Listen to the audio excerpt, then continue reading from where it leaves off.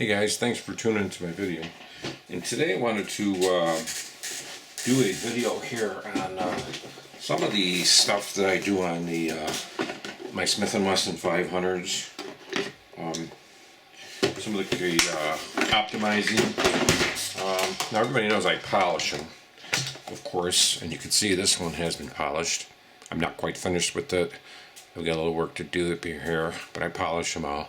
And this is the one I just had an unboxing for. As you can see how good it turns out for me.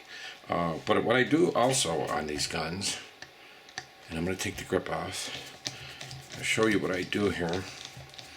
That that's just me. Everybody's different. Okay. Okay. As you can see, and I polish way down into here. I'm not quite finished on that hammer yet. You can see that's a little rough, but I'll get that. Like I said, the gun is empty, blah blah blah, all my guns. You flip it over. Okay, what I do is two things. I remove the lock for this part here, and I do take them apart and optimize them a little. So what I'm going to do is open this up for you, so you can kind of see inside of it. For this you'll need just some screwdrivers. Any kind of small one's fine. Take it, just to the side. There's 4 screws here that you take off.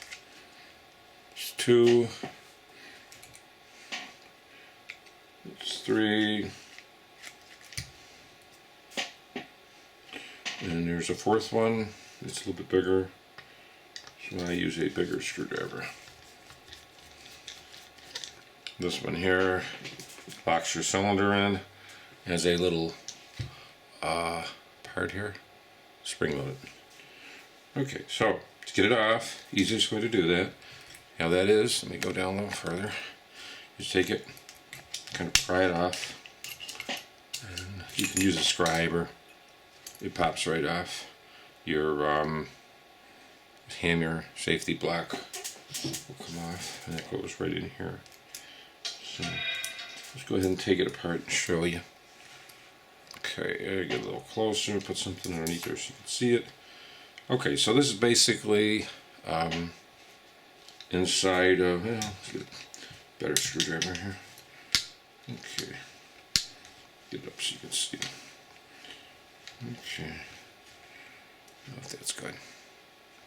There's a little better so you can see it. Okay, so we go out further. Let me get this block out of the way here. So this is inside of a Smith & Wesson 500, kind of how it looks. I've got, like I say, a lot of oil all over the place because I just did a lot of optimizing in here. Okay, let me show you. What I normally do on all my Smith & Wessons, I take out the whole trigger assembly here and I polish both surfaces, this side and the other side. I take out the hammer, polished up in here. I take out this is your trigger block, safety feature. What I do is I'll actually sand down on this part here too. I sand up in the back, up in here, just so it has you know, a lot of smooth surfaces. Now I'm going to show you the firing of the gun. It's kind of how it fires. I like getting in here, cleaning up all these areas, polishing them out. It helps, it keeps them clean. You know, then I lube it all up and let me just pop it back together here. But I did want to show you that, okay? So let's go ahead. Replacing the parts, you do it the same way you took it apart.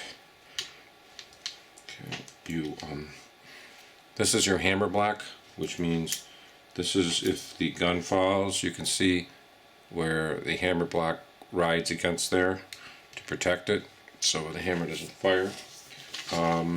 What I like to do too, but I didn't do this yet and I will do this, I like to sand this part here really good.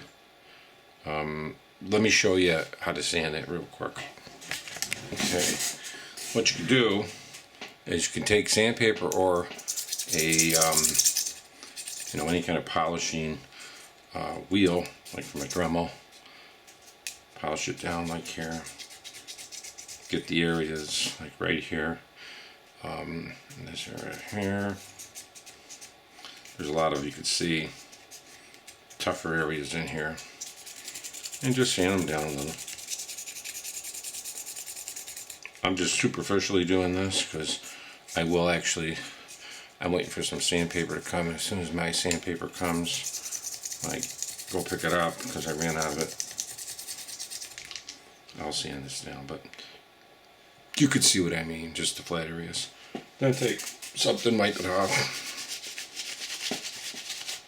blow it out, and put it back together. Pretty straightforward. Move it around a little in there like this. So your trigger bar seats. So the trigger bar will seat. Take half a blow, and you'll see. Check it. Make sure it fires. And go ahead and just put your screws back in. Of course, you put this one first because this is for your cylinder. This is just a quick thing on how to open it up and some of the stuff that I do to them. You know, I really take my 500s apart. I do a lot of work to them. So I got a few comments from a few people, you know, like my videos. So I figure I'd do a few more. You know, anybody that's got a 500, you know, it's really nice to be able to go through here and see a video if somebody shows what you can do. Let me back that up a little.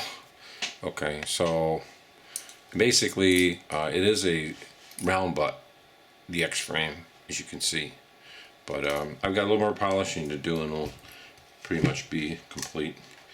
Put your grips back on. Sometimes they're a pain to get back on. And I'm going to look for a better pair of grips. I don't know if I can find a pair. So I'd like to get some wooden grips, rosewood or something, some pretty ones for it. You know, but the rubber ones actually are pretty good for the gun because they handle all the recoil and everything. But that is actually the Smith & Wesson 500. That's just kind of what I do when I take them apart. And this is actually the first step of polishing. My other unboxing was when I just got it, and this is just a few hours of work. And you know, I did the trigger. Still gotta get this hammer polished that a little. That's not really perfect over here. And then, but I did do back in here and here. But I wanted to show you that. So thanks a lot for tuning in, and I'm gonna see. I'll probably have some ammo reviews. Basic, just, you know, showing some of the ammunition that I picked up. And thanks a lot. Have a great day.